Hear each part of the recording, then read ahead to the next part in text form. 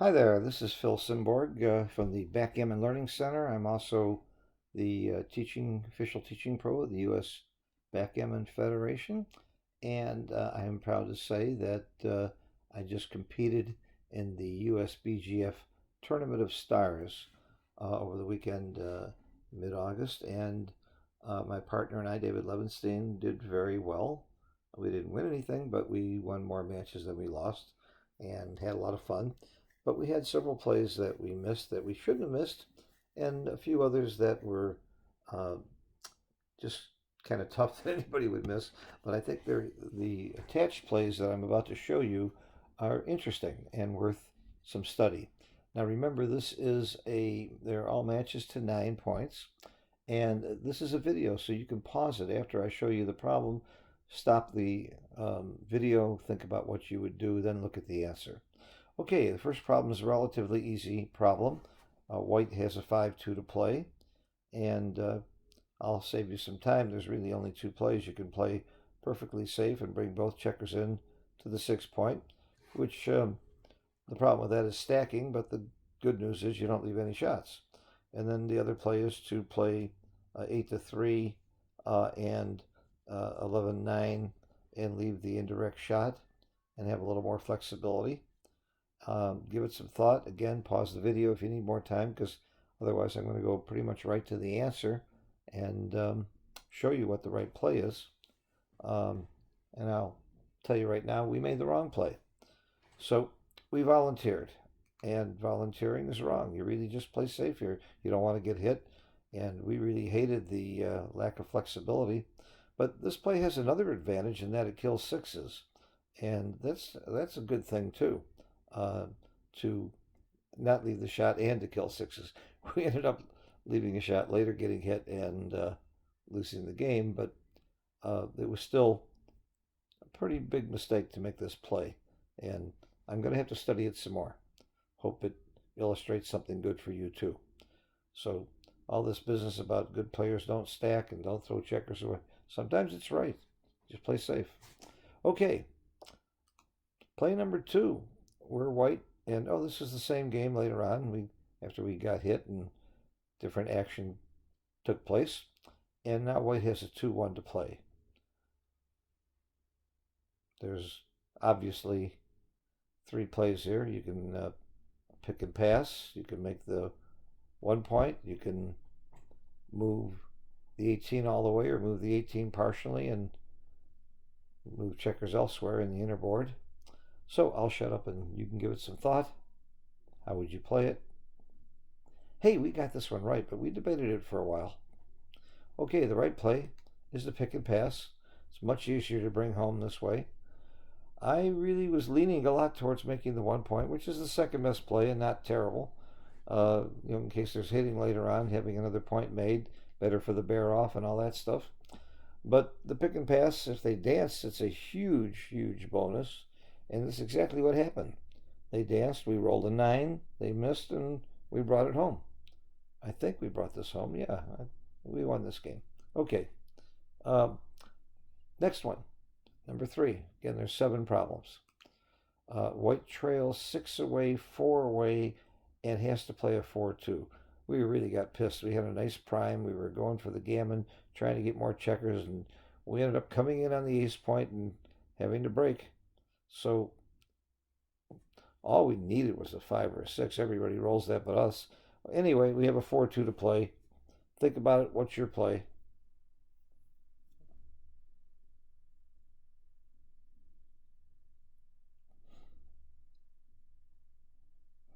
I think a lot of people wouldn't have even considered the play that we made.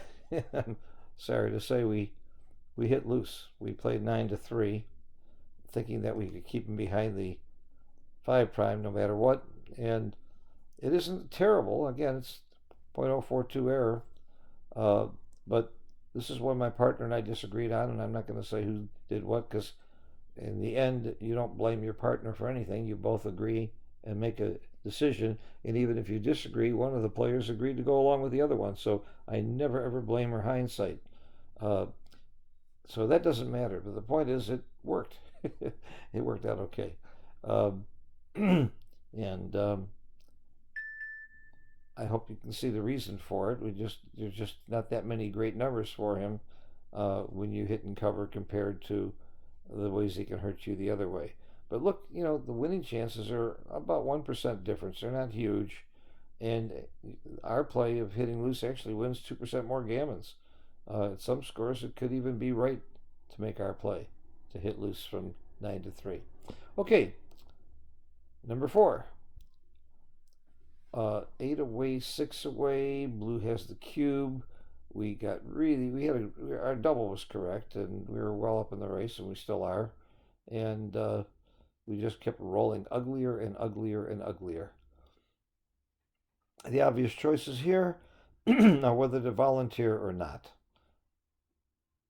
Volunteer means that you play 13 to 8 and then leave a 3 somewhere, or maybe you slot the 5 and duplicate 1s, or maybe you bring the 3 down and give them a 6. Or you can play perfectly safe. Play 8-3, 6-3.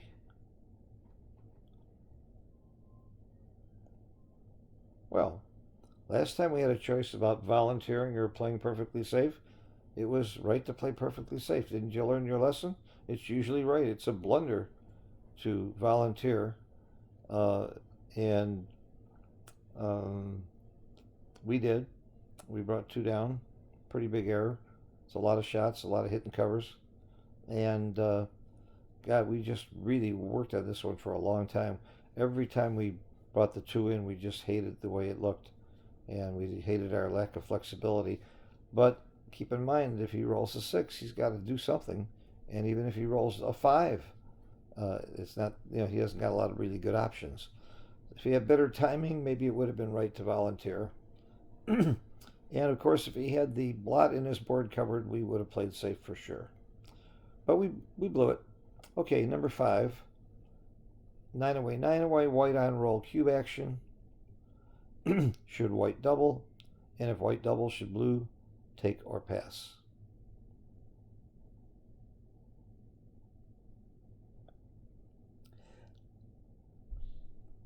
Well, we were white and we doubled. Our opponents took, and we weren't sure, frankly, that they had a take, and we questioned it. That's one of the reasons I really took a good look at this one. And it's not a double, it's a huge take. And of course, our reasoning was we're losing the race by 5 pips. If we roll small, we'll hit. If we roll large, we'll catch up in the race, and he still doesn't get home free. But we've got 4 blots to clean up, and if you hit with this board, you don't always win. And the point is, you just don't lose your market that much. You hit, and he comes in more times than not, 20 out of 36 times. Sometimes he comes back in hitting. And if he just comes back in and escapes, you're not very happy you gave the cube that way either. So it's really not quite a double. But we sort of felt it might not be a double, but we sort of felt we might get a pass. And it wouldn't have been so terrible if you had gotten a pass out of this. We sort of thought that some people might pass this. We just needed a little bit better board. That's the answer. Okay, number 6. White to play 6-4. It's a lot of plays here. I'll let you pause the video and figure it out for yourself.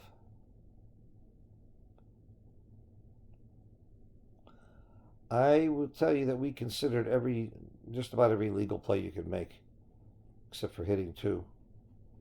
We didn't think about that. But we made the right play here. We hit, but we argued about it for a while, and we almost played 16-6, which was the second best play. And there was a good argument for clearing from the back, and if you don't get hit there, and so on. But the hitting play just wins a hell of a lot more gammons in a couple more games than any other play. And it's just often right to hit and keep your 5 prime and go for blood. Again, that blot in his inner board on the 5 point is a very, very big invitation to hit. Okay, last one. How are you doing? Are you gonna be at expert level if you get the next one right?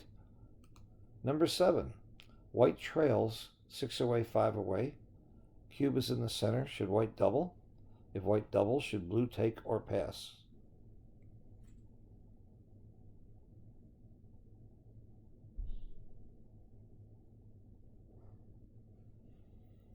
Okay, again, pause it if you want more time, but I'm going to tell you we were white and we doubled this. And we were playing the great Kent Goulding and the fantastic Karen Davis, who we got very lucky and beat. But do you think they took this cube or passed it? Whichever one they did, we thought they did the wrong thing. We didn't think they did the right thing. They took it. We thought it was a pass, or it might be a pass. We weren't sure. It's a big take. Of course, it was a big double, but it's a big take. And Kent later told me that, he's got this 18-point anchor, and that's a very, very strong thing to help prevent being closed out in a blitzing situation. I never really realized the strength of the 18-point when you're being blitzed. Of course, we hit loose, and of course, they hit back, and so on. I don't remember exactly what happened to the game, but we won the match. But I want to congratulate Kent and Karen for the right decision. And Kent did tell me that he and Karen discussed this for some time before they decided to take. Hope you enjoy the video. If you liked it, I have a lot more on YouTube.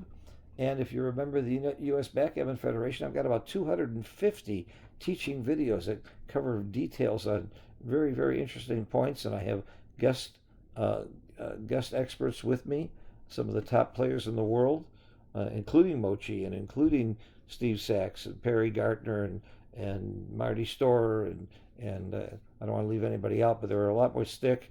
There are a lot more John O'Hagan, a lot of really top players doing the analysis. So that's another reason to join the USBGF. Thanks for watching, and good rolling to you, and hope you found this interesting.